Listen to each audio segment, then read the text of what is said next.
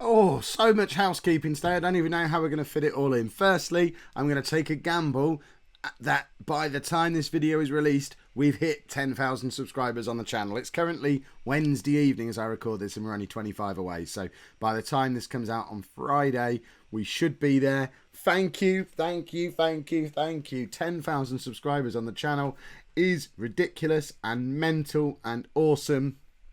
Can't wait for the next 10,000.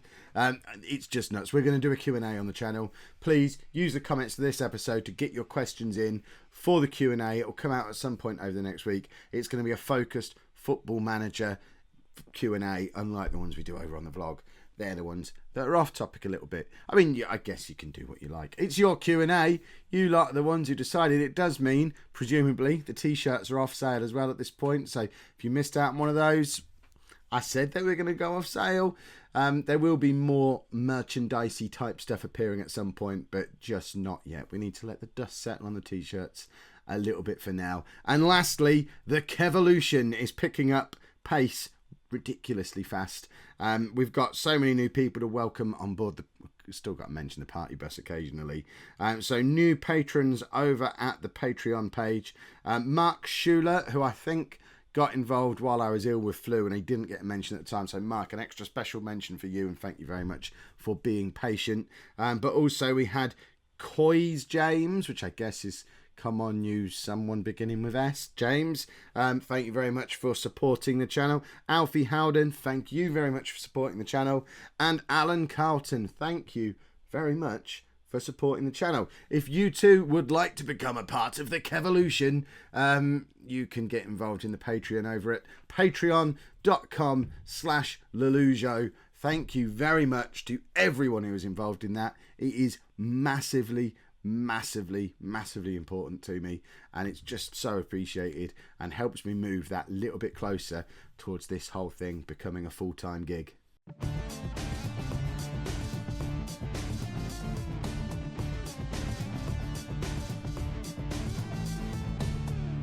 Hello and welcome to Season 10, Part 1 of Non-League to Legend. I'm Kev, and coming up on today's episode, for once, is not our first game of the season. We've already lost our first game of the season away against Carlisle. It's the first round of some cup competition, probably the League Cup, but we drew Posh in the first round, and I haven't played them for a long time, so I felt the need to show you Posh to kick things off. We'll still go through the summer transfer business as usual, and that first game certainly wasn't a disaster. We were away against Carlisle. We were the better team. We had far more clear-cut chances than they did. I think we had 3 clear-cut chances to their none. We were the better team in that match. We just didn't get any run of luck, so that's what we'll blame that on. It has been an eventful, difficult summer of business here at Blackpool. We for a little while had a transfer embargo because there was a takeover in process, but then that fell through. We didn't get a penny of transfer budget, to the point where we couldn't even sign established footballers on free transfers because they wanted signing on fees and we couldn't afford to pay them. We had terms agreed with Southend alumni Tom Anderson, the centre-back. He was all ready to come in, but then we couldn't sign him because we didn't have the money to pay his signing-on fee. So that deal, along with many others, sort of fell through, and we had a long spell where all we could do was bring in kids. I am hopeful we'll be able to bring Anderson in now because his agent's now come back to us with his tail between his legs saying, can we have another go?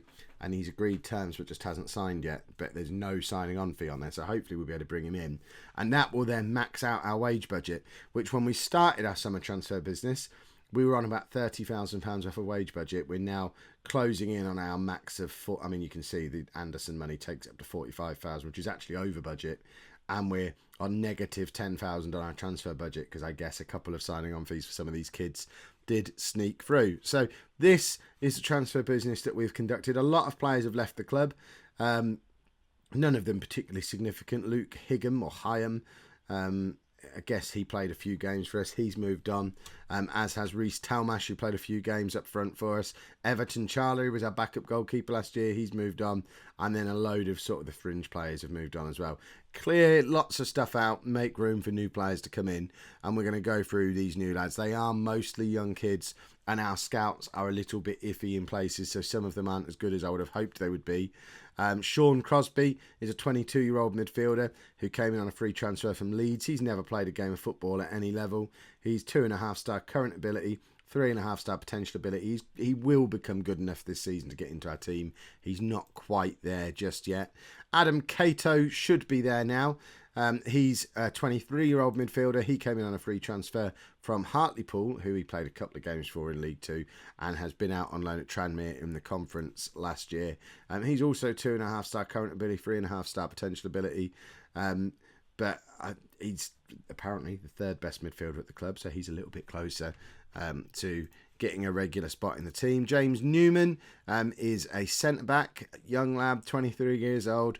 Spot the pattern here. 2.5-star current ability, 3.5-star potential ability. He comes in on a free transfer from Brighton, having never really played any football. This is the kind of player we've been forced to bring in all summer long.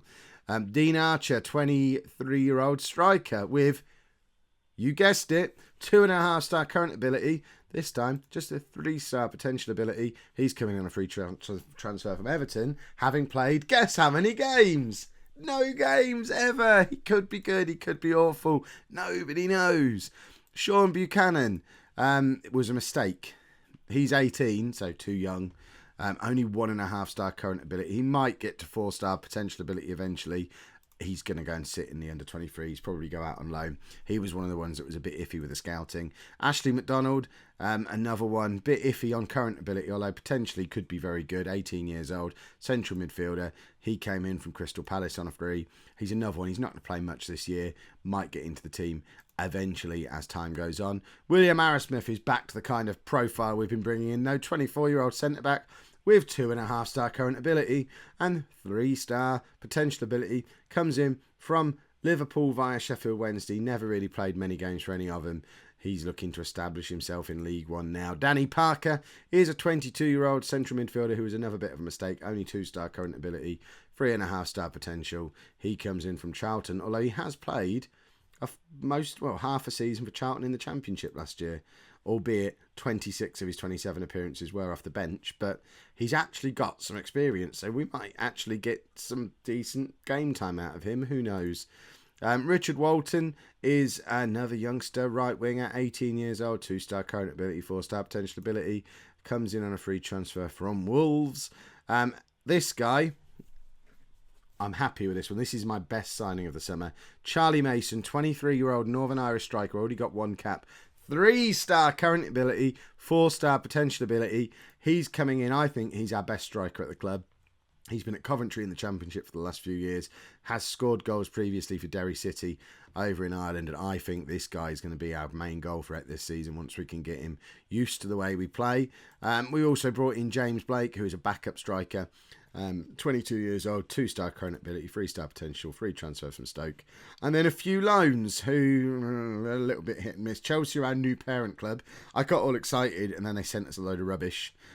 George Walter comes in from Southampton on loan for the season, 21 years old. He's got 3-star current ability, 4.5-star potential, can play anywhere behind the striker or in midfield as well. So we'll get plenty of game time out of him because we have three tactics training now, so he fits into all 3 of them.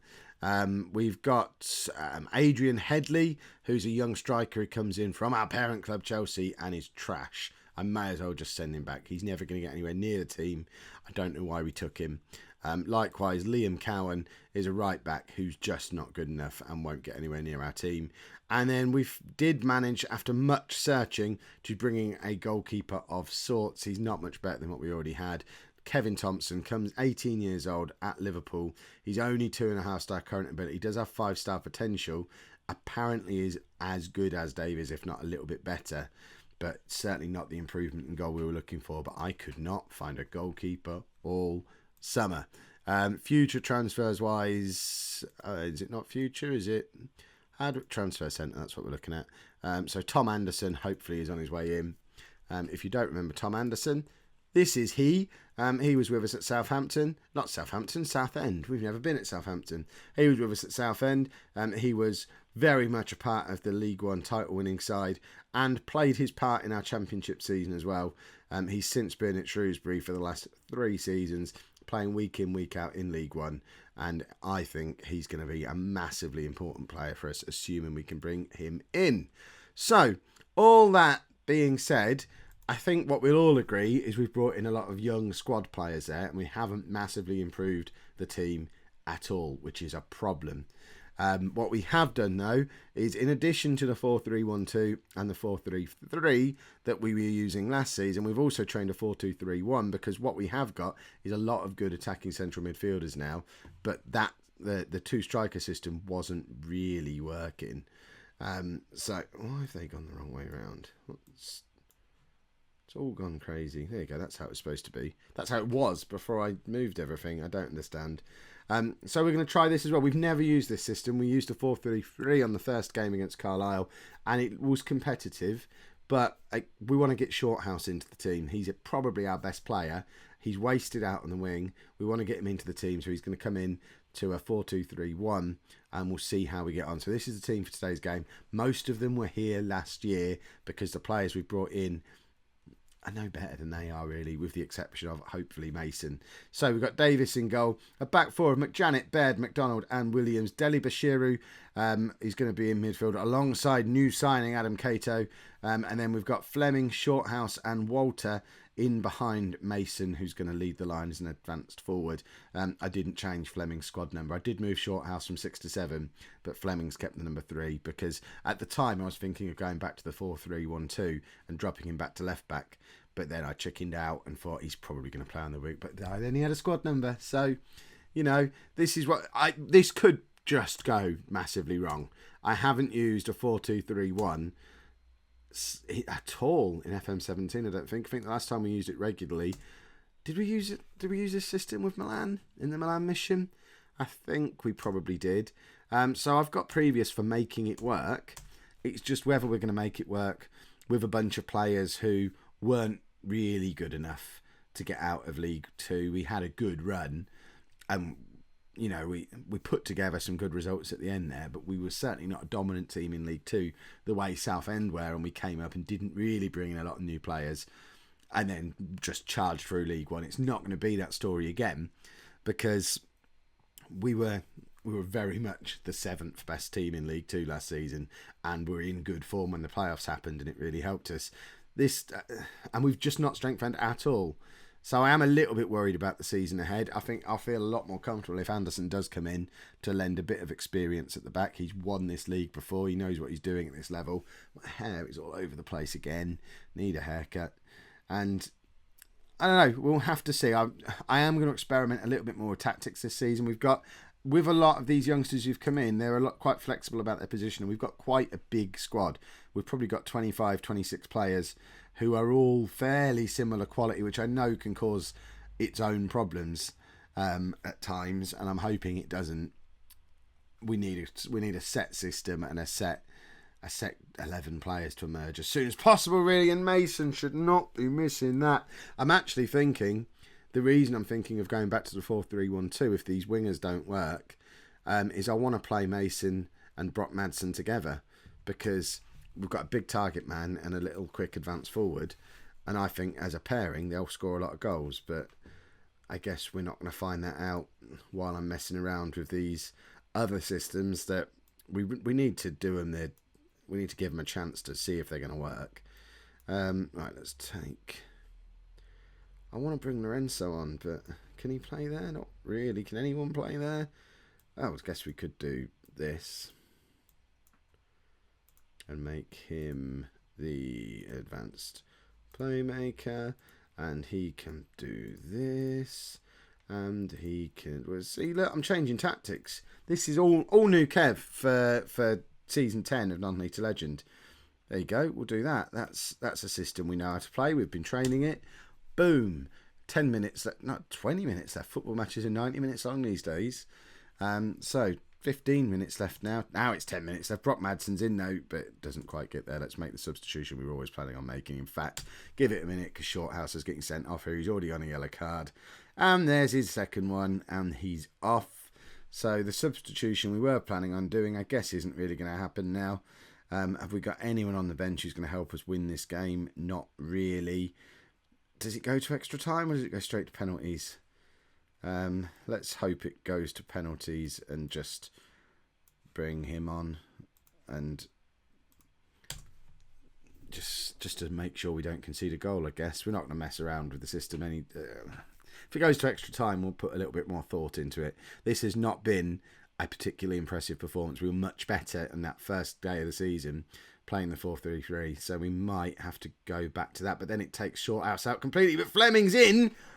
Oh, that is the best chance to game. If you look at our stats again, very similar to Carlisle, we have had more clear-cut chances than the opposition. We've had 2, they've had none. We've won a penalty in the last minute of the match as well. So we might actually just be able to nick this game. And it's not even nicking, it's we deserve to win. We deserve to win on the first day of the season as well. We are 1-0 up because Lorenzo knows how to put his foot through a football. And if we can just hold on for these last 2 minutes, we'll get a win that we deserve. Playing a fancy new 2 fancy tactics that just aren't Kev style. See, we're trying new things here at Blackpool this season. I mean, that's just a penalty that he's hit hard. There's no finesse there. He just hit it hard. The keeper was never stopping it. We've got 10 seconds left, if that. The game is over. We've won 1-0. Sorry, Posh. It makes me sad, but it also makes me a little bit happy that we've picked up a win. It was a massively important win, even though it's only in the cup. After the disappointment of losing on the first day of the season when we should have won, we've now gone down to 10 men and then come back and won the game. So all positive stuff. As well as putting your Q&A questions down in the comments, if you could let me know what you think of the summer transfer business as well. Please remember, my hands were very much tied. I had 0 money to spend, to the point where I had a transfer embargo for a lot of it and couldn't pay signing on fees. So this is as good as I could do. I just hope it's going to be good enough. Let me know in the comments if you think it will be. If you've enjoyed that, please pop a like on there for me. Subscribe to the channel if you'd like to see more. And thank you very much for watching.